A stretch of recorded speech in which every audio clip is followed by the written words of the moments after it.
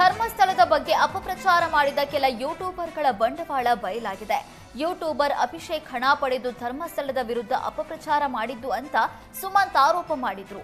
ಇದೀಗ ಸುಮಂತ್ ವಿರುದ್ಧವೇ ಯೂಟ್ಯೂಬರ್ ಅಭಿಷೇಕ್ ಚನ್ನರಾಯಪಟ್ಟಣ ನಗರ ಠಾಣೆಯಲ್ಲಿ ದೂರು ದಾಖಲಿಸಿದ್ದಾರೆ.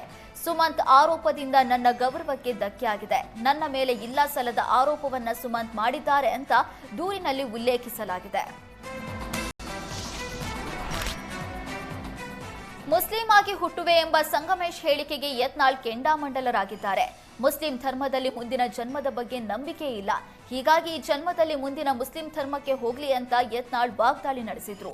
ಕಾಂಗ್ರೆಸ್ ಶಾಸಕ ಸಂಗಮೇಶ್ ಸಲ್ಮಾನ್ ಅಂತಾಲೋ ಸಂಶುದ್ದೀನ್ ಅಂತಾಲೋ ಅಥವಾ ಖಿಲ್ಜಿ ಅಂತಾಲೋ ಹೆಸರಿಟ್ಕೊಂಡು ಮುಸ್ಲಿಂ ಧರ್ಮಕ್ಕೆ ಹೋಗ್ಲಿ ಅಂತ ಸಂಗಮೇಶ್ ವಿರುದ್ಧ ಯತ್ನಾಳ್ ಕೆಂಡಾಕಾರಿದ್ರು.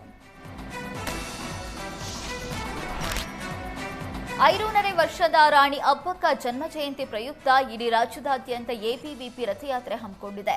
ತುಮಕೂರು ಜಿಲ್ಲಾ ಕೇಂದ್ರಕ್ಕೆ ಆಗಮಿಸಿದ್ದ ರಾಣಿ ಅಬ್ಬಕ್ಕ ರಥಯಾತ್ರೆಯಲ್ಲಿ ಗೃಹ ಸಚಿವ ಪರಮೇಶ್ವರ್ ಭಾಗಿಯಾಗಿ ಅಚ್ಚರಿ ಮೂಡಿಸಿದ್ರು. ತಿಪಟೂರು ಎಬಿವಿಪಿ ಘಟಕದಿಂದ ಆಯೋಜಿಸಿದ್ದ ಕಾರ್ಯಕ್ರಮದಲ್ಲಿ ಸಚಿವ ಪರಮೇಶ್ ಭಾಗಿಯಾದರು. ಇತ್ತೀಚೆಗೆ ಡಿಸಿಎಂ ಡಿಕೆ ಶಿವಕುಮಾರ್ ಆರ್ಎಸ್ಎಸ್ ಗೀತೆ ಹಾಡಿ ಅಚ್ಚರಿ ಮೂಡಿಸಿದ್ರು. ಬಿಜೆಪಿ ಬೆಂಬಲಿತ ಎಬಿವಿಪಿ ಕಾರ್ಯಕ್ರಮದಲ್ಲಿ ಪರಮೇಶ್ವರ್ ಭಾಗಿಯಾಗಿದ್ದು ಎಲ್ಲರನ್ನ ಹುಬ್ಬೇರಿಸುವಂತೆ ಮಾಡಿದೆ. ಈ ಬಗ್ಗೆ ಮಾತನಾಡಿದ ಗೃಹ ಸಚಿವ ಪರಮೇಶ್ವರ್, ನಾನು ಯಾವ ಎಬಿವಿಪಿ ಕಾರ್ಯಕ್ರಮದಲ್ಲೂ ಭಾಗಿಯಾಗಿಲ್ಲ ಅಂತ ಹೇಳಿದ್ರು.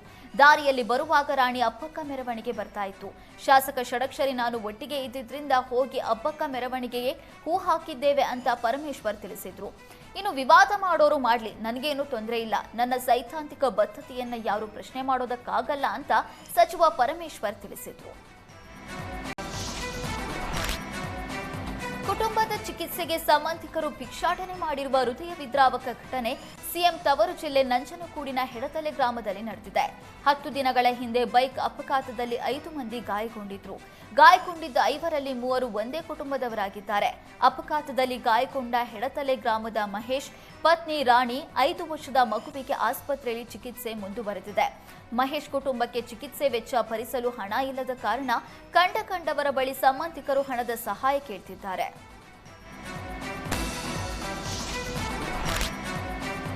ರಸ್ತೆಗೆ ಬಾಗಿದ್ದ ಮರದ ಕೊಂಬೆಗೆ ಶಾಲಾ ಬಸ್ ಡಿಕ್ಕಿ ಹೊಡೆದಿದೆ.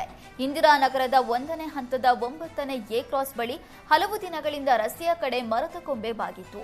ಮರದ ಕೊಂಬೆಗೆ ಶಾಲಾ ಬಸ್ ಡಿಕ್ಕಿ ಹೊಡೆದ ಪರಿಣಾಮ ಮರದ ಕೊಂಬೆ ನೆಲಕ್ಕೆ ಬಿದ್ದಿದೆ. ಸ್ಥಳಕ್ಕೆ ಬಂದ ಜಿಪಿಎಸ್ ಸಿಬ್ಬಂದಿ ಮರದ ಕೊಂಬೆಯನ್ನ ತೆರವು ಮಾಡಿದ್ರು.